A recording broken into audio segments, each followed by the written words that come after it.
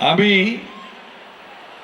বিগত কয়েকদিন ধরে, কয়েক মাস হলো সম্ভবত, তারও বেশি, তারও আগে আমাদের ক্ষুদ্র জাতিগোষ্ঠীর যারা আছেন তাদের সম্প্রদায়ের সঙ্গে আমার একটা সম্পর্ক তৈরি হয়েছে। আমরা তাদের সঙ্গে কথা বলছি এবং তাদের যে সমস্যাগুলো আছে সেই সমস্যাগুলো নিয়ে আলাপ করেছি।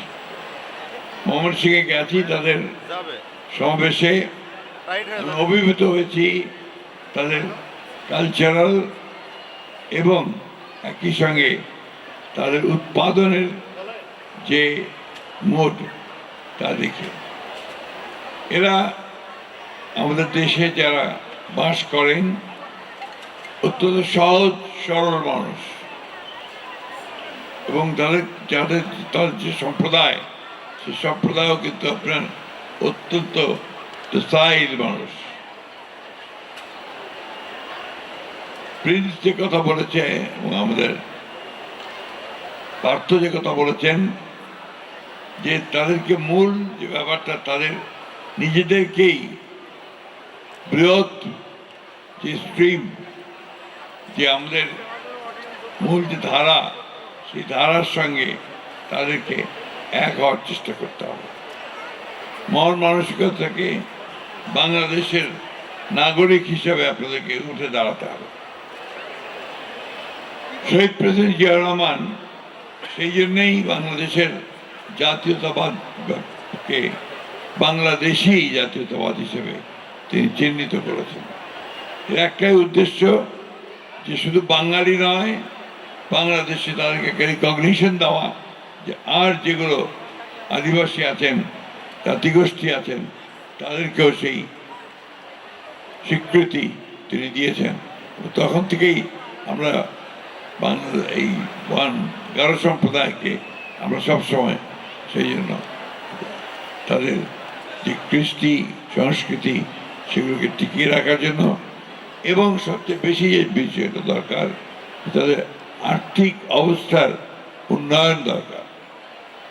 আমাদের দায়িত্ব হচ্ছে যে সকল সম্প্রদায়গুলোকে মূল সম্প্রদায়ের সঙ্গে কিছুটা এক করা, সেই সঙ্গে তাদের অর্থনৈতিক অবস্থা যেন উন্নত হয় তার ব্যবস্থা করা, একই সঙ্গে তাদের কৃষ্টি কালচারকে ধরে রাখা, ধারণ করা, এটা হচ্ছে একটা বড় কাজ বলে আমি মনে করি। বেগম খালেদা জিয়া ভিশন 30-তে সমতলের ক্ষুদ্র জাতিগোষ্ঠীর সংস্কৃতি ঐতিহ্যকে রক্ষা করতে এবং সমস্যা সমাধানে পৃথক অধিকার গঠনের ঘোষণা দিয়েছেন, অধিদপ্তর ঘোষণা দিয়েছেন, একটা সেপারেট ডিরেক্টরেট হবে। বিএনপি সরকারে আসলে ঢাকা ক্ষুদ্র জাতিগোষ্ঠীর পৃথক সাংস্কৃতিক একাডেমি গঠন এবং সরকারিভাবে ওয়াগারা পালনের উৎসব পালনের বিষয়ে সক্রিয়ভাবে বিবেচনা করা হবে।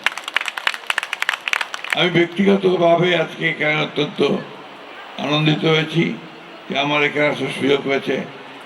এই সম্প্রদায়ের যে একটা উৎসব, এখানে আমি এসেই দেখলাম প্রাণ ভরে তারা সবাই সেই উৎসবে যোগ দিয়েছেন এবং যে বৈচিত্র্যময় তাদের যে সংস্কৃতি, সেই সংস্কৃতি আমাদের মূল সংস্কৃতিকে আরো সমৃদ্ধ করবে, এটা আমি বিশ্বাস করি। আমাদের দলের ভারপ্রাপ্ত চেয়ারম্যান তিনি 2022 সালে 31 দফা যে ঘোষণা দিয়েছেন, সেখানে খুব পরিষ্কার করে তিনি বলেছেন যে আমরা একটা রেইনবো নেশন তৈরি করব, অর্থাৎ যে নেশনে, যে জাতিতে সব সম্প্রদায়গুলো সেখানে তাদের অবদান রাখতে সক্ষম হবে।